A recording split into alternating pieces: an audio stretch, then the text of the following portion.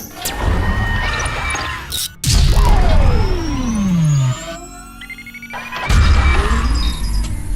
friends, how are you doing? Welcome to our channel. Today we will have a look at the Inxi command which gives the information about our computer system. So if you write Inxi/b, it gives the information about the battery, because this is a desktop personal computer. That's why the information of battery is not given. If there is a laptop, the information would have been there.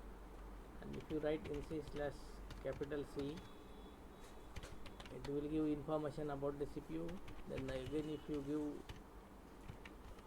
Inxi dash full, then it will give information, full information about the system. And there is another wonderful feature that Inxi recommends. So it will give you information about what are the drivers and packages required. For example, if any package is missing, it will show it as missing, and it will also show which packages to be installed. So that's all about this today's video. Thank you very much. Bye bye, stay tuned.